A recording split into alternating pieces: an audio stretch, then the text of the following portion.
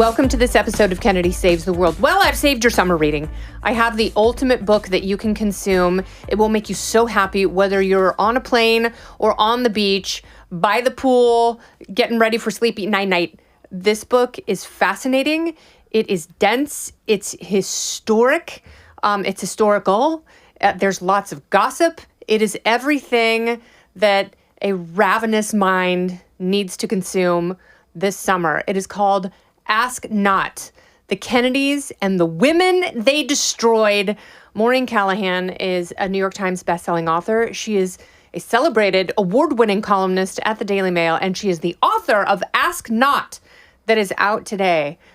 So I've loved your writing for a long, long time. Oh, Kennedy, thank you. And I love your columns. Thank you. The fact that you are able to string together such interesting and tragic narratives throughout the book, that this took you years to research, didn't it? Yeah, it took me about 3 or 4 years to do. And I sort of came into this thinking I knew a lot, if not just about all there was to know about the Kennedys. But the project really took on a laser focus for me after Harvey Weinstein was convicted. Interesting. And I thought, oh, there's been plenty written about the Kennedys, but not about the women. Not about the woman after teenage girl. Some really famous, some most people have never heard of. That's by design. Who have found themselves in the crosshairs of the Kennedy machine. And that can toggle between anything from just having your reputation slaughtered in the public square to actually being raped or institutionalized or forcibly lobotomized or left for dead. And in some cases, several of those things can happen to one person. But it's really interesting because, we often talk about the Kennedy men. And, it's like Camelot it's like the Civil War. It's unending. You can always find new aspects, but we really don't talk about the women. But it's so interesting that you say that, like putting it through that prism and looking at women and their stories in a slightly different way. And what struck me reading your book, reading about not only the Kennedy women, but also the women they pursued and those who pursued John F. Kennedy Jr. and RFK Jr. and JFK, because there's something that they have in common. These seemingly strong, well-bred women like Carolyn Bessette and Jackie Kennedy and Mary Kennedy. What is it about them that binds them together? That's such a great point, and one that I really have yet to get to dig into with somebody, that these women themselves possessed a star quality. These women, too, were in search of a big life, something very consequential. They had their own charisma. They had their own gifts and talents they brought to bear. Jackie Kennedy at the time was highly underestimated. Her intelligence she wasn't just a book-smart, learned person. She also could read people like that. And JFK's closest advisors would say this was one of her greatest things that she was able to give to him. She could spot a sycophant or someone who was just in it for themselves a mile away. And then you go to Mary Kennedy, who fell in love with the Camelot myth. She was sort of subsumed by the family as a 15-year-old girl. She came from an unstable family herself, and in this sort of bosom of, America's most famous vaunted family, thought she had found meaning. Carolyn Bessette was drawn to, as so many women were, the idea of landing the ultimate prize, right? I mean, for those who aren't even old enough to remember, JFK Jr. had no comparison. There was no movie star, no rock star, no actual member of royalty. He was the most eligible guy, the most wanted guy on the planet. But I feel as though Carolyn should probably be the last woman to sort of operate under that vaunted myth. She gets behind the curtain and she sees she didn't really win a prize. She won a booby prize. Yeah, but that's another thing that the men share in common. They weren't really that athletic. They weren't really that great. I mean, they all subjected their wives and girlfriends to like hideous infidelity and emotional abuse. But, you know, part of the myth is this like physical perfection. And they were all kind of clumsy. 100%. Well, first of all, JFK was an extremely sickly man. And I didn't realize the extent of his infirmities until I read your book. And there's something about this book, too, that I feel it's extremely relevant now when we're talking about a democratic machine propping up the myth of a president who is more vigorous and with it than we all sort of know deep down. But JFK back then was protected by a media horde who not only knew how sick he was, but knew that he was, for example, stashing a 19-year-old intern in like the boots of cars and in like Motel 6s all over the country so he could use her as a sexual plaything. And you're so right about this kind of perception versus reality. JFK Jr., much the same way, he was always photographed like with his shirt off in Central Park playing touch football or like emerging from the surf like a Greek god. Yeah. The guy was crashing into anything that was stationary, breaking bones, nearly killing other people.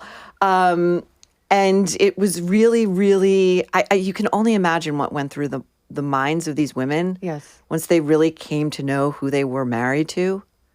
Yeah, because like Jackie wanted to leave JFK, you know, and I didn't realize that she had moved out and there were talks of divorce until she was kind of steered back into the fold because he couldn't have won without her in 1960. And people forget how close that presidential contest really was. It was so close. And it's sort of unofficial American history that Joe Sr. bought him the necessary votes to win it. But Jackie was on her way out the door. I mean, she put up with a lot. She was a true product of her time and socioeconomic class. These women were sort of bred to tolerate infidelity as long as the husband brought other things to the table, be it wealth, power, social access. But she gave birth to a daughter, Arabella, who was stillborn. Ugh. And she wasn't even conscious for the birth. Yeah. He was off sailing on the Mediterranean on a yacht with a bunch of other women. He gets word that the baby is stillborn from his brother, Bobby. He says to Bobby, well, what does it matter? The baby's dead. I'm not coming back. Yeah, I'm not cutting my vacation short.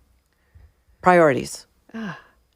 And she was left alone in a hospital bed for 8 days, too weak to even bury a daughter she never saw and didn't get to hold. And so imagine what's going through her mind for 8 days while this guy is off with other random women on the med.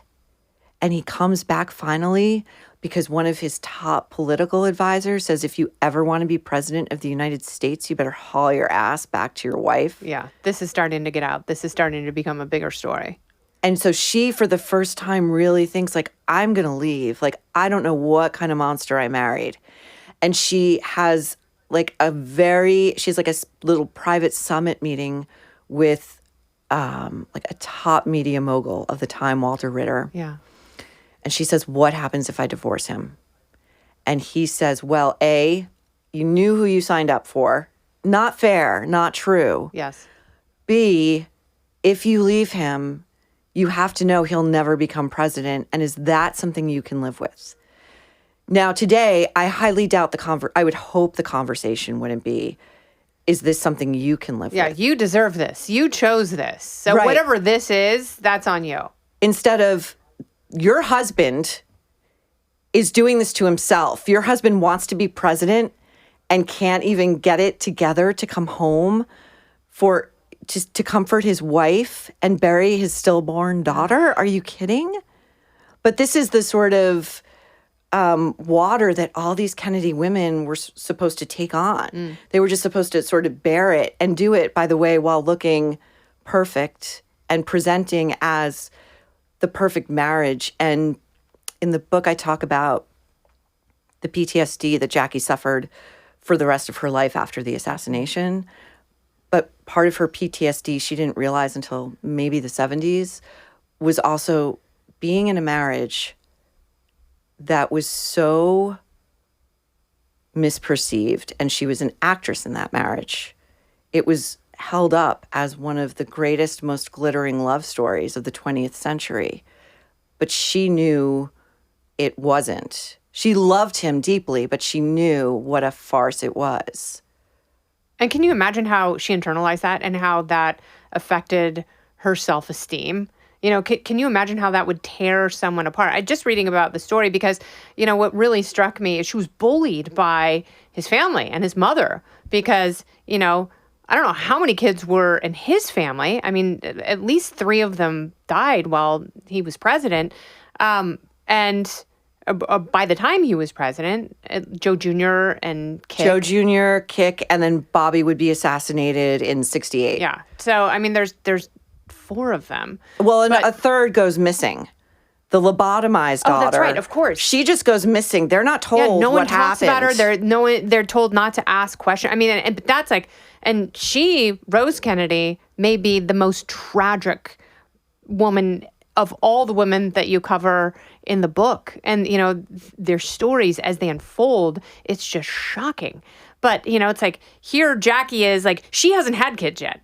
You know, she lost a child after John was born, but she lost 2 before she was able to bring Caroline to term. And it's like she feels like a total failure. Her husband won't even acknowledge her. He's, you know, he's stashing women all over the place. And the sex wasn't even good. Oh, the sex was terrible. The sex was terrible. So not only is she blamed by the Kennedy family for not being able to carry a pregnancy to term, what's wrong with Jackie? She smokes too much. She's too nervous. She's too delicate. Meanwhile, her husband is giving her endless sexually transmitted diseases, including chlamydia, which has no symptoms, which are contributing to her inability to carry a baby to term. Number 1. Number 2, when she finally gives birth, this gives her some power now. She's got some purchase. She's married to the Kennedy who's going to become president, and she is going to help him get there. But she's so miserable that she takes this risk and she decides to confide in this young male doctor about how terrible her sex life with Jack is and what can she do to make it better. This is while, you know, she'll be away from the White House.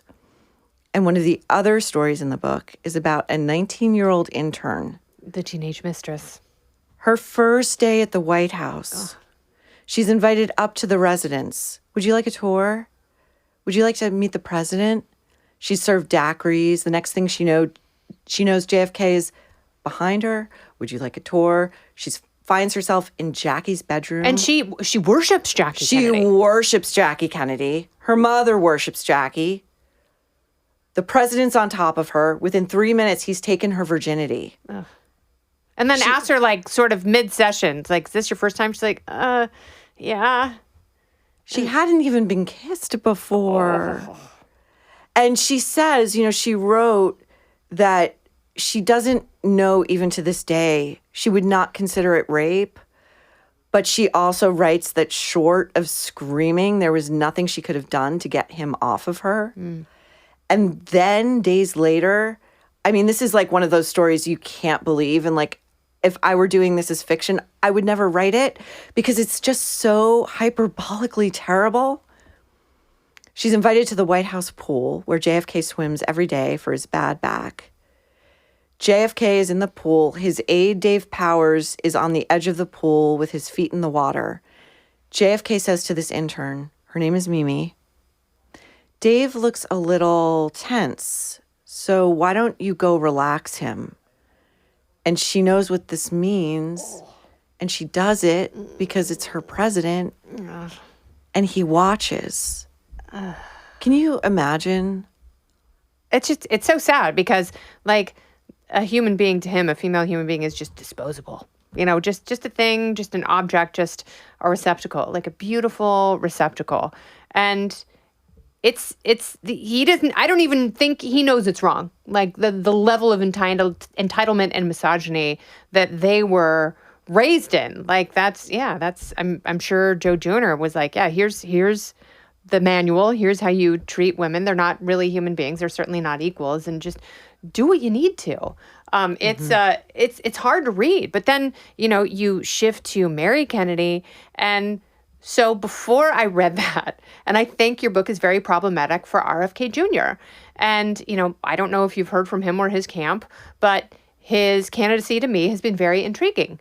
As a limited government, philosophical libertarian, I've heard some of the things that he said and some of the arguments that he makes. And I'm like, those are slightly less crazy. This is someone who loves the country, loves the environment, and wants to do the right things for the right reasons about it. Maybe he's said and done some crazy things in the past, but given the landscape and who he can be directly compared to, maybe he's not that bad. I was really thinking this last week. And then I read your book and I'm like, he cannot be president. He cannot run for president. And people need to hear the real story about his former wife who committed suicide. I couldn't agree with you more. And I think that's why the book is so relevant for this moment.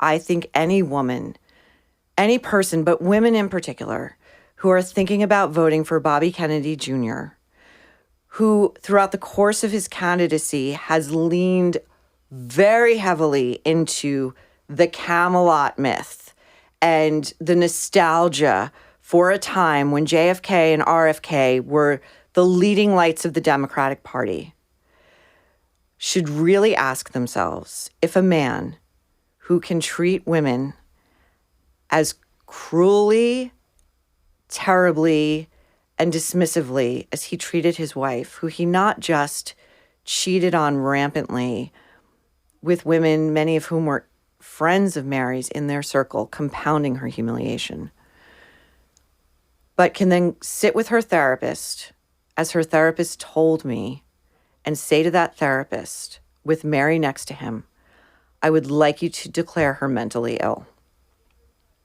And for that therapist to turn around and say to Bobby, I can't do that and I won't do that because she's not mentally ill, Bobby. She's angry and she's depressed, maybe because you're cheating on her left and right and you're gaslighting her and you're ignoring her, but she's not crazy. And this is a part and parcel of what the Kennedys do to inconvenient women. They cheat on them, they gaslight them, they make them feel like they're the crazy ones. They don't appreciate what they have. They've been brought into this majestic American family. How dare you complain? How dare you? Suck it up, like every other woman before you did. So we've been led to believe. But it's not true. No. And she was another one who was essentially marginalized and canceled, and he cut off her financial resources, even though he was obligated to give her so much money every month. By court. She had to borrow money from friends to fill up her car and get groceries. And it's, I'm reading this, and he knows that she's depressed, but he's trying to isolate her and humiliate her. I mean, it almost feels like he was pushing her, and I don't know if he had acknowledged this, but he was pushing her to kill herself. And, what's another wild revelation in the book from her therapist is her therapist was treating women that RFK was cheating with. Yes. So she knew, she had confirmation from her other patients. She had 2 other patients, and this is so wild because they're completely random. It's not like they came to her through Mary or Bobby or any kind of in-law. They just wound up in her office, and they were like, one was on a plane, on a commercial flight with him, happened to just randomly be seated next to him, and he starts up with her on the plane. The Mary story in particular is so terrible. And what he did to her, he couldn't even have regard for her as the mother of 4 of his children. Do you know? He had to humiliate her by cutting off her money. And she's showing up at the school run, having to beg other mothers who know her as Mary Kennedy, the Mary Kennedy. She needs like $20 for groceries. It's so humiliating. And then when she finally does kill herself, Bobby, who, by the way, has not commented on this book, though he's been asked to, runs to the New York Times to talk about what a disconsolate alcoholic his wife was. And isn't it amazing that he had the ability to survive being married to her? Then he fights Mary's siblings. All they want is her body. They just want her body. They want to bury her with some dignity. He fights them tooth and nail for it. He gets it. He has this huge funeral service. Celebrities are there. The media is there. They play America the Beautiful. It's a whole Kennedy just extravaganza. They do death well. Many Irish Catholics can relate to this. They do death well. And then after she's buried in the Kennedy family plot, a week goes by, and he, without telling anybody, without getting the required permits, in the middle of the night, has Mary's coffin dug up from the Kennedy family plot and moved 700 feet away, buried alone on the side of a hill, facing traffic. And that, I promise you, is who this guy is. Not enough that she killed herself. He had to serve her final humiliation and his final revenge. And I don't think anybody who's capable of that has any business being president of the United States. I can't disagree with you there. I really can't. And that's why, like, every chapter of this book, it's so well informed and so well researched. And thank you. You know, I love how in the beginning you say that, you know, I've talked to so many people, I read so many people, and I made sure that I was able to show some of this material to people in their lives so they could agree that this was their story as well. Which one sticks with you most? You know, as the book is out today, and people should absolutely buy it, download it, do whatever you need to do, because it is entertaining, but it is also, it's very important. And there's a lot of historical information that people will find absolutely fascinating and satisfying, but they should certainly buy it. So, you know, as the book comes out today, what resonates with you most? Which story? Well, I mean, all of them really do. And I still speak to sources, survivors, friends, family members who spoke to me for this book, and if they are happy with the book, that's it. Like, that's the true mark of success of this book. So all of the women and the girls are very important to me. I will say, though, we are approaching the 25th anniversary of the JFK Jr. plane crash, and I am bracing myself for this onslaught of gauzy, romanticized coverage of what we lost, how tragic this was, the Kennedy curse, blah, blah, blah, blah, blah.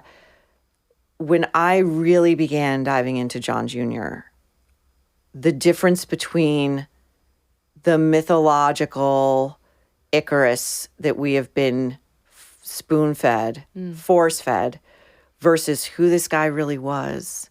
He was a limited, spoiled, entitled, not bright guy with a death wish that was deep and abiding. His death wish it wasn't just about him. He had to be bringing in his girlfriends and risking their lives. Carolyn wasn't the first. And when I went through every single thing he did not do the night of that crash, I think whether he was cognizant of it or not, he was on like a murder-suicide mission. The detail that continues to astound me is that because of every single rule he broke, including not filing a flight plan, not checking the weather, not taking an instructor on board, he was not able to pilot that plane on his own. He turned off his comms to air traffic control. So only a few minutes into this flight, he's on a direct collision course with a packed American Airliners commercial jet with 238 people on board. He almost killed an entire plane load of people. You know, that's why it's not as though the Kennedy recklessness is confined to their world. It's not.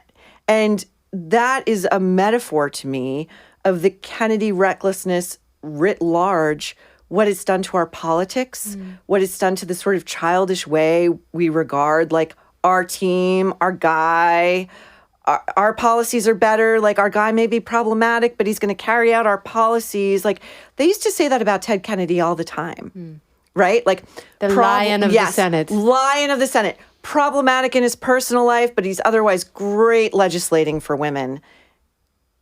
We should not have to suffer with just one of the two.